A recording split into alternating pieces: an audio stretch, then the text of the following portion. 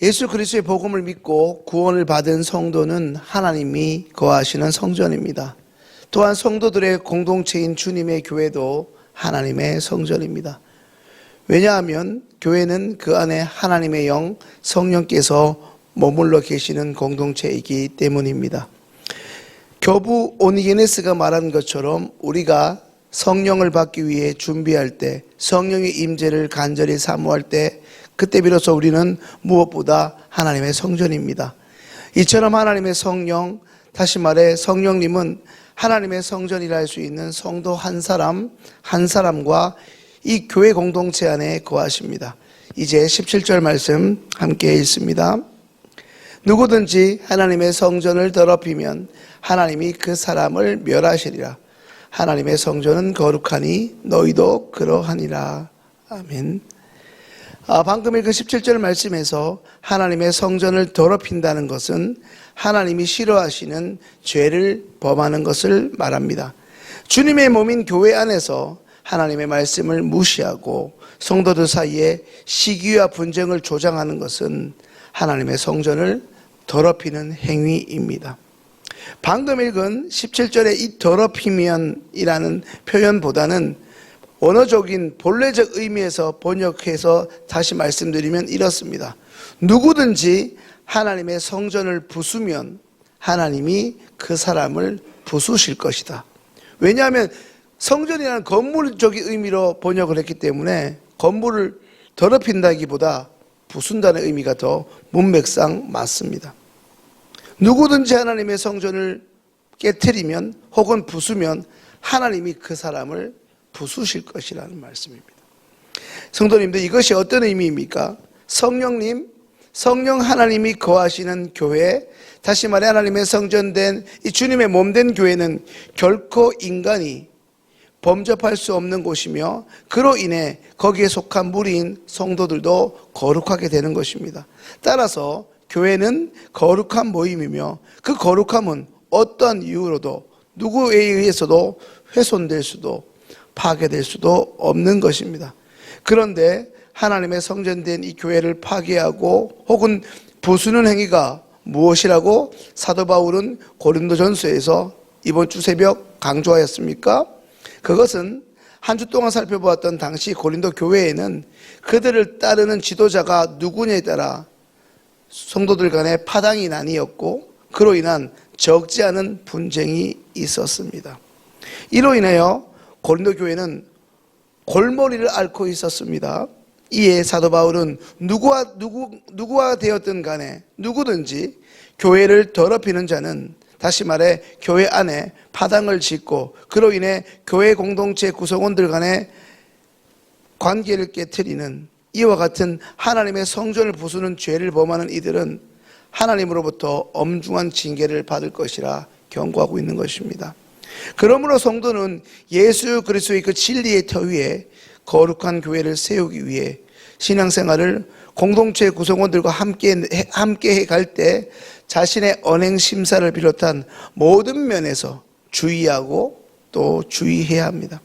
더 나아가 우리 시흥교회도 곳곳에 성령께서 임재하시고 거하실 만한 거룩한 하나님의 성전이 되기 위하여 우리 구성원인 성도 한 사람 한 사람 각자가 힘써 행할 일은 주 안에서 할 수 있는 대로 온전히 일치하고 연합을 추구하는 것임을 잊지 말아야 합니다. 우리는 간혹 자꾸 놓칩니다. 대단한 일을 이 지역사회 구성원들이 놀랄 만한 큰 일을 하는 것을 하나님이 기뻐하신다고 생각하는데 그것보다 공동체 구성원들이 할 수 있는 대로 서로 사랑하고 연합하는 그 자체를 하나님 그 무엇보다 기뻐하신다는 것입니다. 그러하면서 이제 사도 바울은 고린도전서 3장을 마무리하면서 이전보다는 부드러운 어조로 또 하나의 결코 쉽지 않은 신앙적 권면을 고린도 교회 성도들에게 하고 있습니다. 18절 말씀 함께 있습니다. 아무도 자신을 속이지 말라. 너희 중에 누구든지 이 세상에서 지혜 있는 줄로 생각하거든 어리석은 자가 되라. 그리하여야 지혜로운 자가 되리라. 아멘. 여기서 어리석은 자란 말은 배우려 하고 남의 말을 경청하여 자신을 성장하고자 하는 뜻입니다. 18절 말씀에서 바울은 이제 어리석은 자가 되라고 권면하고 있습니다. 어리석은 자가 될 때 비로소 진정으로 주 안에서 지혜로운 자, 다시 말해 지혜자가 될 수 있다 말씀합니다. 성도님들, 하나님이 거하시는 성전, 다시 말해 주님의 피값으로 세워진 교회 공동체를 부수고 깨트리며 파괴하는 또 하나는 바로 교회 안에 만연하고 있는 인간의 자랑입니다. 내가 얼마나 봉사했는데, 얼마나 헌금했는데, 이런 인간의 자랑들이 교회를 훼손시킨다는 것입니다. 이것은 인간의 자랑을 잠재우는 예수 그리스도의 십자가의 죽음을 통한 하나님의 지혜를 깨닫지 못하고 교회 안에서도 세상의 가치관을 따르는 것으로 인해 발생됩니다. 이제 19절 말씀을 함께 읽습니다. 이 세상 지혜는 하나님께 어리석은 것이니 기록된 바 하나님은 지혜 있는 자들로 하여금 자기 꾀에 빠지게 하시는 이라 하였고, 하나님께서는 세상에서 소위 똑똑하다는 자들, 스스로 지혜롭다 여기는 자들을 대신하여 어찌 보면 대적도 되지 못하는 무식한 자들을 부르셔서 그 인간의 지혜를 헛되게 하셨습니다. 방금 19절의 말씀처럼 세상 지혜는 하나님을 대하여 미련한 것이기에 이를 자랑하는 것은 어리석은 일이자 일종의 영적 자기 기만입니다. 세상 지혜는 하나님 보시기에 어리석습니다. 스스로 지혜 있는 줄로 여기는 사람은 하나님이 19절 말씀처럼 결국에는 자기 꾀에 빠지도록 만들어 그 어리석음을 깨닫도록 하십니다. 이제 21절 말씀 함께 있습니다. 그런즉 누구든지 사람을 자랑하지 말라.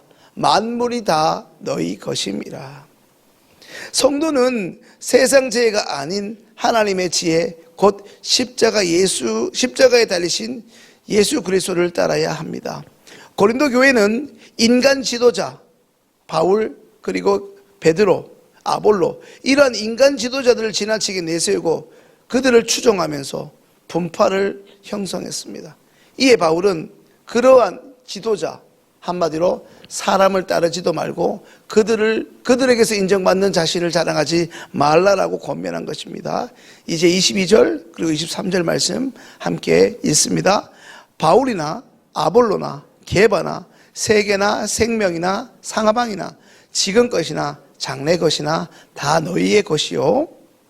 23절 너희는 그리스도의 것이요 그리스도는 하나님의 것이니라. 아멘.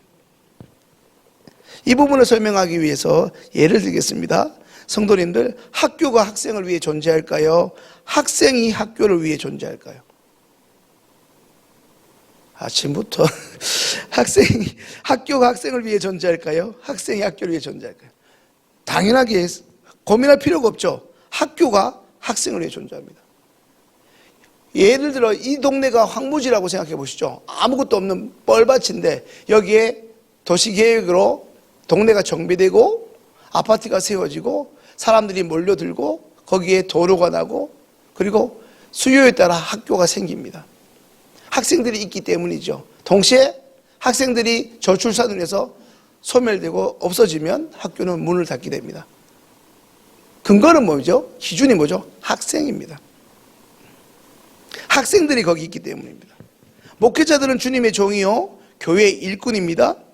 그들은 하나님의 구원 계획 속에서 복음 사역을 위해 보냄받고 부르심받은 자들입니다. 성도나 교역자 모두 하나님께 속한 자들입니다. 성도의 소유가 된 만물에는 바울과 아볼로, 게바와 같은 이 사역자들도 포함됩니다. 이 말은 성도가 교역자들이 성도의 종이라는 얘기가 아니라 하나님께서 그들을 섬기도록 부르셨다는 것입니다. 성도님들, 사역자들이 너희의 것이라는 이 말씀의 의미는 무엇입니까? 쉽게 말하면 목회자가 성도를 섬기고 성도를 주님의 몸된 교회를 세우는 자들로 존재하는 것이지 그 반대일 수 없다는 것입니다. 좀 전에 말씀드린 학교가 학생들을 위해 존재하는 것처럼 목회자는 성도님들을 섬기기 위해 존재하도록 부름받은 자들이라는 것입니다. 다시 말하면 성도님들이 목회자를 위해서 존재하는 것이 아니라는 말씀입니다. 성도들의 필요에 따라 목회자들은 부름받았다는 것입니다. 그러니 목회자의 눈에 들려고 목회자의 마음에 들기 위해 성도들이 불필요한 에너지를 사용할 필요가 전혀 없다는 말씀입니다. 더 나아가서 그것 때문에 교회 구성원인 성도님들이 주님께서 빚값 주고 사신 교회 구성원인 성도님들이 서로 나뉠 이유가 전혀 없다는 것. 그러니 본질을 생각하면 이러한 문제들은 파생될 수 없습니다. 기억하시죠? 그러니 잘못된 개념에서 고린도 교회가 분쟁한 것입니다. 말씀을 정리합니다. 오늘 본문에서 사도 바울이 사람을 자랑하지 말라는 것은 결국 아볼로 그리고 게바, 바울과 같은 목회자 자신들을 추종하지 말라는 것입니다. 자신들도 한 인간에 불과할 따름이라는 것이죠. 다만 하나님이 허락하신 교육자들과 아름다운 주님의 몸된 교회를 더 좋은 교회로 하나님이 거하실 만한 성전으로 가꾸고 세워가기 위해 서로 한마음 한뜻으로 동역해야 하는 존재임을 기억하라는 말씀입니다. 사랑하는 시온교회 성도님들, 성도는 십자가로 구원을 이루신 우리 예수님만 자랑하며 따라가는 사람임을 기억하는 복된 오늘 하루 되시기를 주님의 이름으로 축원합니다. 이제 주신 말씀 가지고 함께 기도하겠습니다.